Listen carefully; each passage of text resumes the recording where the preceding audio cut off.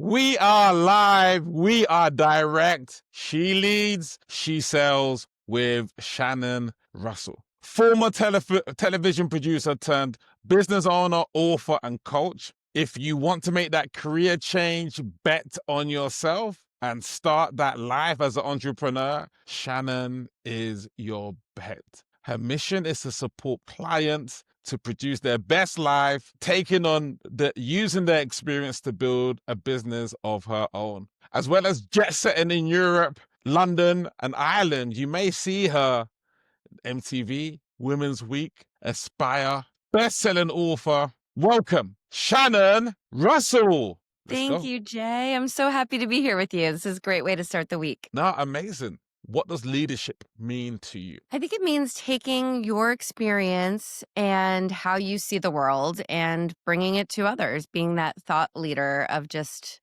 hey, this is what I've done. If it helps you, here's how you can do it too. Okay, now that makes complete sense. And relate that to women, because I know that, you know, a lot of your client base is based amongst women. How can women apply more leadership or show more leadership, especially in this time? I know it's difficult in the States right now. Lots of women are fearful. So what does leadership look like for women who you're serving right now? For me, a lot of my clients are either in their 9 to 5 or they're afraid of losing their 9 to 5 and they want to start a business or scale maybe a side hustle. And I think it's just about looking at your past experience, your skills, what you know how to do, and realizing that you are a leader, you are a manager, and you can take that experience and build a business with it or figure out a way forward in your second act to feel more confident and be, creating that life that really does fulfill you. So really just taking everything you've done up until this point in your career and saying, okay, what's next? And building on that. Perfect. Have you heard of the Ikigai before? I don't think so. Should I have? Ikigai, Japanese concept that I do with my clients. Can I do it with you quickly? It'll take 2 seconds. Please. I'd love Yeah, it. I'd love it. cool. So just one word answers here. Okay. Okay, so what do you love in a work sense? I love teaching. How about yourself? Learning. Learning. Okay, cool. What are you good at in a work sense? I'd say closing deals. Yourself? Relating. Relating. Okay, now here's where we lean into. With both of your terms there, like, learning and relating, what could you be paid for? And maybe here's the stretch, right? Obviously coaching, but are there 2 other income streams as well that you might want to add in apart from coaching based on learning and relating? One word. Two other income streams. One's coaching, of course. Yes, definitely coaching. Speaking. I speak on, yep. And I would say consulting. I consult with businesses as well. Businesses as well, yeah? Mm-hmm. Okay, perfect. Cool. And then the final part, what does the world need? And I think this gives the juice to really amplify that mission and vision and things like this. I know for me, I knew that the world needed more women to learn how to close 5-figure deals. That's what I leaned into, right? Because it's all about the like hard sell, like boiler room. So that was my mission. Like, world needed more women to sell. Yourself? I think empowerment. Feeling women to feel empowered and that they can sell, that they can work with you and sell and make 5 figures. Perfect. So that was the Ikigai tool that I love doing. I'm not sure how you found it and stuff. Yeah. I enjoyed it. That was really cool. I like that. Yeah. Yeah. What do you do with your clients to work kind of get that clarity? Yeah. Yes, I do the U-Map. Have you heard of U-Map? No. It's like a career and personality assessment, business assessment. So it takes really your strengths, your personality, your skills, your values, and gives you kind of a map so that when you're thinking about your business or your next career move, you kind of look at this map and it kind of keeps you on that right direction so that you don't have that shiny object syndrome and just jump into anything. And that you kind of keeps you on that right track. So I do that first and foremost. Is this like a tool that I can search up, or did you make it up? Nope, I'm certified in it. Kristen Sherry is the founder, so you can look at it. It's Y-O-U-M-A-P. U-Map. I have it on my website as well. Nah, cool. Okay, U-Map. Cool, because I think once we have tools to make sure that we are aligned, it means that we can, as you say, the shiny object it's not going to provide the depth, it's not going to provide the cl- the um the clarity necessarily. You have to look within rather than this person's doing this and that. Still got to look within. Yes, I agree. And it's if you're unhappy in your situation, it's easy to look at that shiny object and say, that will make me happier and jump into that when really you haven't done the research to see if that really is what you need to be doing next. Shannon, is so amazing to connect with coaches that go deep. Mm. Yeah, Yeah, that I think go it's deep. important for our clients, right? For us to have this way of really getting to know them and relate to them. 100%. We can't shy away from sales. I mean, you could do everything. And I meet so many great at what they do, professionals, like getting brilliant client results, but not able to sell, charge their worth. Hey, let me charge $1,000 for 5 months, like undercharging. Sales process. What do you think the role of sales is, and what do you use in your sales process in order to enroll your clients? That's such a tough question because it is that like more, and at least for me, more that uncomfortable part because I kind of come from like, oh, let's save the world and help as many people. And then that the sales comes second. And I've learned that it can't. It really is the more you sell, the more you reach people, the more you can do what you love. And so for me, it's having those conversations like today, I'm actually going and meeting a potential client for coffee. So I feel like the more you get to know them and they get to know you, it makes the sale a little bit easier because you're being genuine. Um, and then, yeah. And then, so from there, it's just this is what I can offer. And I kind of throw the kitchen sink at everything. I try to really pack my offerings so that you kind of have every tool that you need and access to me. That's really important. And then we go from there and just, yeah, it seems to work well when I get that one on one and we really get to connect. Okay, that one-on-one. And in terms of your clients, how do you help them in that sales process? Because sometimes you see maybe some programs that might be good for lead generation or offer creation, but at the end of the day, if there's no sale, there's no income, right? And so, how do you Yeah. help your clients in terms of that? Yeah. I really show them examples of, who I've worked with in the past. And in my book, I talk a lot about my past clients, current clients, and my career transition story. So just giving examples and saying, you'll have this many touch points with me and you'll have all of these tools and resources. And then just be there to answer questions. That usually is the way I do it. So I just try to help them understand as much and to understand the what they're getting out of it. And for me it's tricky because I'm working with people who are unhappy where they are and want to make that shift. And so I try, not always do they feel like they want to invest in themselves because they might be recently laid off or worried about that next step, but just really conveying that no one's going to come and save you. You need to invest in yourself so that you Mm, can have someone hold your hand through the process. When I left my television career and opened my first business, I was completely alone, made mistakes, missteps, and I just try to be that person so that the women I work with don't have to make those same mistakes and they have that accountability partner. okay, makes sense. New people starting in the scene might often might be a lot of trial and terror in terms of getting their first client. It's difficult. Maybe it's easier to work with someone who has a proven offer because at least, hey, they've sold it before, etc. How do you help people to get their first clients, like when they haven't had when they're starting off, to get that initial traction? I say that go to your circle. Like I'm really a big believer in your network and offer your services or your products for free. Have that test market to give you that honest feedback because you don't want to build something that no one wants, right? And sometimes we get those ideas and we think, "Oh, this is going to be perfect," but if no one's willing to pay you money for it, it's not a valuable product. So just to find that group. When I first launched my course for the first time, I had people I knew come and take it and give me that feedback. And then it actually started working for them. And I said, okay, I'm onto something. So give yourself that time period to test it out with people that will give you their honest opinion. And don't be afraid, in my opinion, don't be afraid to offer your services for free in the beginning, just to get that validation that you need. Okay, no resistance. get some results in advance and things like that. Yeah.